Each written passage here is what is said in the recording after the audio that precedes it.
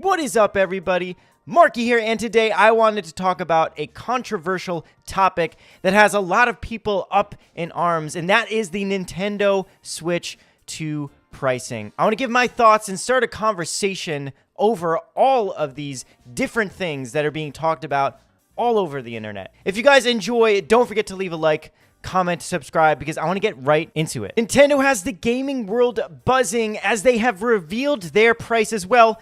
They kind of hit it for a little bit, but there are so many things to talk about when it comes to the Switch 2 pricing. I want to talk about the good stuff, the bad stuff, and everything in between. A $450 Nintendo console. How did we get here? And what are the reasons that Nintendo has for charging these prices?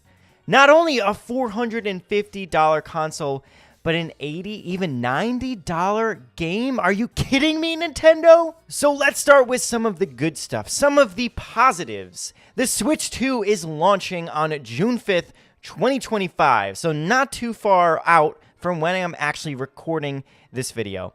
And it is selling, if you just look at the console, for $449.99. So if you really think about it and break that down, because we're going to talk about this, it's not an awful deal, all right? It's not awful. This isn't just a minor upgrade. This is a beefy next-gen hybrid console. We're talking about a 7.9-inch 1080p G-Sync screen. It also comes with a custom NVIDIA processor with DLSS and ray tracing, better speakers, 3D audio, backwards compatibility with most Switch games. This is a good upgrade. The original Switch was priced at $299.99 back in 2017, and the OLED model was actually priced at $349.99. So with all that being said, $450, if you look at the overall pricing of it, feels like a reasonable step up for the tech. So if you don't believe me there with the pricing, let's look at the Steam Deck prices. This is a comparable system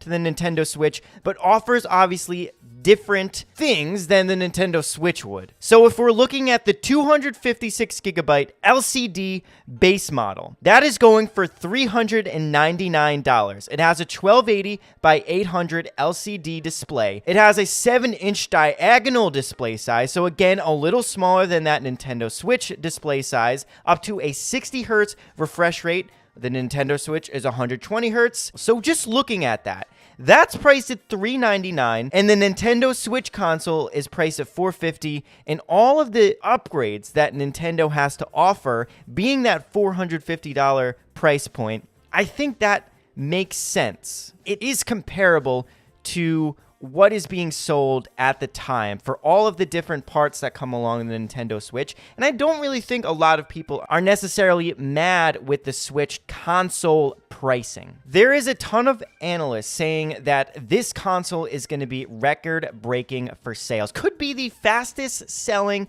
console ever. Now, with some of Nintendo's latest comments, that might be different and changed. Everything that's going on with the tariff situation and the games being sold at the prices that they are, the way that Nintendo is handling this launch isn't necessarily the best. But even with all that said, again, this could be the fastest selling console ever. So I'm sure a lot of people, while they are upset with the pricing of the console, they're still going to sell. They're still going to buy it. Let's also not forget some of the accessories. So I want to call out the $50 camera that Nintendo is selling alongside the system. This is a camera that's especially made for the Nintendo Switch 2, but $50 for the size that the camera is and what it offers seems like it's selling at a premium. The Joy-Cons, which do have some upgrades to them, is selling for $89.99, so $90. And while the upgraded Joy-Cons come with the HD Rumble 2 and the mouse feature, some of the upgraded features that we've seen with the Joy-Con 2s, they still feel like they're coming and priced at a premium. And that has a lot of people upset. Now, all of that being said, I think fans have come to stomach the prices of the console first and foremost, like I said, but also some of the accessories, because even the Nintendo Switch accessories, I felt at the time, were priced pretty high. So where we see some of the biggest red flags and causing the biggest controversy is the Switch two game prices. Let's start out with Mario Kart World, because that saw a lot of controversy for a game that so many people were excited for when it was first revealed. So this game is selling at $79.99, $80 in the US, both physically and digitally. So in the US, just to confirm, physically and digitally, this game is selling at $80. We also see that games like Tears of the Kingdom, the Switch 2 edition, Mario Party Jamboree, the Switch 2 edition, Kirby and the Forgotten Land, even that Switch 2 edition, is also selling for this $79.99 price point. This is incredibly high and way higher than the games that we were seeing for the Switch 1, which was priced at $59.99, basically $60. This is a big step up from those prices, and that has gotten fans very upset. We also see that Donkey Kong Bonanza, the new Donkey Kong game that is very exciting and looks fantastic, is being sold at $69.99, so $70, which is it looks like the next-gen pricing for not only Switch 2 games, but the PS5 and the Xbox Series X. Those games are being started at $69.99 as well. These prices have gotten fans very mad, and Nintendo has discussed that they will start doing variable pricing for the games. So some games are going to be $70, some games could be $80, and some could even rise to $90 for physical and digital in some cases, depending on, according to Doug Bowser, the content and value that they add in the games. But for many, this just feels like a cash grab from Nintendo, especially if you look at something like Mario Kart World, right? If you really think about it, a lot of people are extremely excited about this game, and especially because it is one of the biggest games being sold with the Nintendo Switch 2. Nintendo knows that Mario Kart World is going to be a massive seller, and it seems like they just wanted to cash in, which is why they're charging the $80 for the game. Now, I will say you can get the bundle, the console bundle, at $500. So that comes with the console and everything that comes along with the console, and also Mario Kart World digitally for $500. So that would be, the game is selling for $50. And it looks like Nintendo is definitely trying to push people in that direction, definitely getting those digital sales up of Mario Kart World and getting consoles into the hands of gamers. But $80 for a game just seems incredibly high. And unless DLC and other items are being included with that, $80 price point could rise if they include microtransactions or DLC down the line. So I definitely want to get into my thoughts about all these things and just get it out there. So $80 for a video game is a lot. It's just a lot. And I love Nintendo. I love their games, and I have played Mario Kart World. It's going to be, in my opinion, the greatest Mario Kart ever made.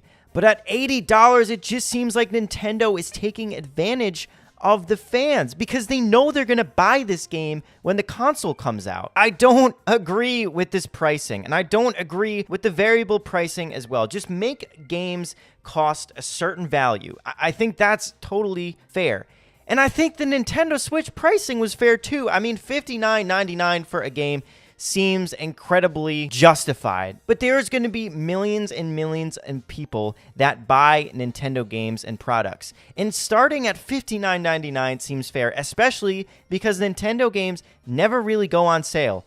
They always stay at the price, for the most part, that they have originally charged. So that $59.99 is very standard for Nintendo games. What we saw over the Switch lifecycle, there was barely any sales for the Nintendo Switch games. So we're not going to see any sales for Nintendo Switch 2 games, it seems. So charging $79.99 is going to be like that standard price point for Mario Kart World. It's probably not going to go on sale a lot, and that's just unfair to fans. I made fun of the PS5 owners and the Series X owners for paying $70 for the games when the Nintendo Switch, we were just paying the $60. And now here we are, Nintendo Switch 2, Donkey Kong is being charged at $70, and Mario Kart World is being charged with $80. So I can't make fun of these owners anymore of the PS5 and the Series X, because Nintendo is taking even more advantage of their fans, charging games much higher than the Series X and the PS5. And it doesn't stop there, because other game companies are going to see Nintendo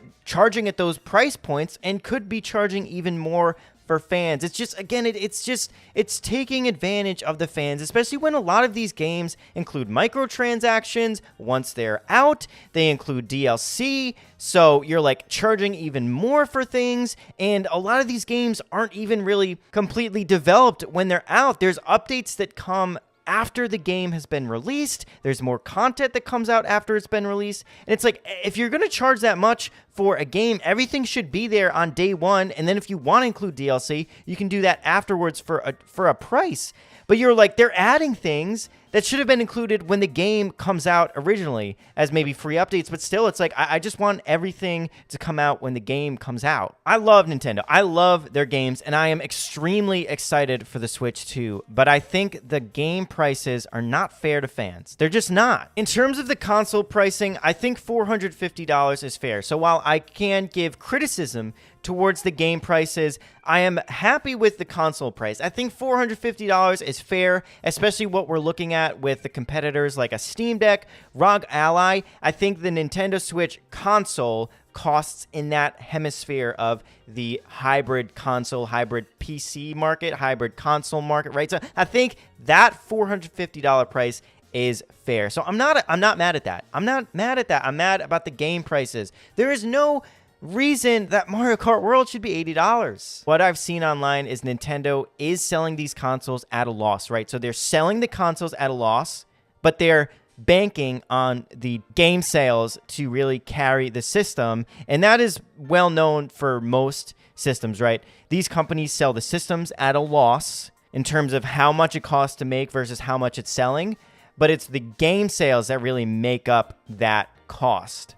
So you want to get the console in the hands of the different fans, and then you sell the games. So apart from all that, we received a quote that Doug Bowser explained to one of the news outlets. Basically, the quote that he had was as follows. So he said, "We recognize there are some people that may not be able to afford the Nintendo Switch 2's price point. That's why we wanted to make the other Switch platforms available." So I think this quote in itself isn't necessarily wrong. So there's still games being developed for the Nintendo Switch, and that's why they had that direct right before the Switch 2.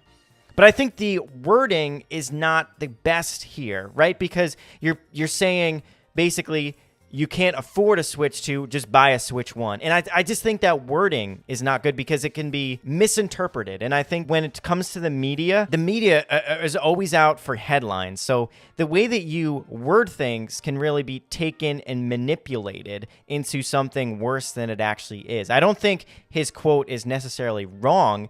It's just the wording that he had really can be interpreted incorrectly and then made as headlines. And again, I don't think this quote is bad in itself because they are still supporting the Switch 1, but the Switch 2 is the new console that everybody wants. So I think you just have to keep that in mind. Like, what you say can really impact the way that people look at you and your company. It's super important. So I definitely want to get a conversation going as well. I want everybody to comment their thoughts about the pricing. What do you think about the console price? What do you think about the price in comparison to, let's say, similar devices like the Steam Deck, the ROG Ally? Is that fair? What do you think about the peripheral pricing, like the camera and the Joy-Con 2? Do you think that's too high? I also want to get everybody's thoughts about the $80 price point for Mario Kart World, as well as the other prices for games.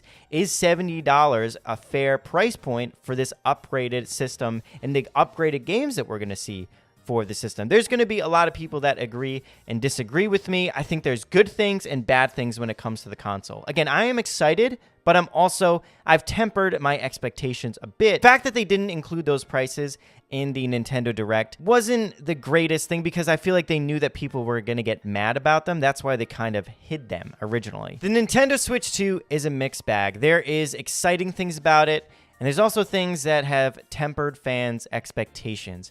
Again, I want to get your thoughts in the comments below. I want to know what you think about the Nintendo Switch 2 pricing. And most importantly, I want to know if you're actually going to get the console or not. I really hope scalpers don't take advantage of fans. I hope Nintendo has produced enough product to get into fans' hands. And I hope we don't see things that we saw with the PS5 and the Xbox Series X in terms of the scalping and the unavailability at launch. Because I know even though there has been some backlash, there's a lot of people excited for this console. I hope you guys enjoyed my video. If you did, don't forget to leave a like, comment, subscribe. I'd really appreciate it. I will see you guys on the next video. Have a good one, guys. Peace.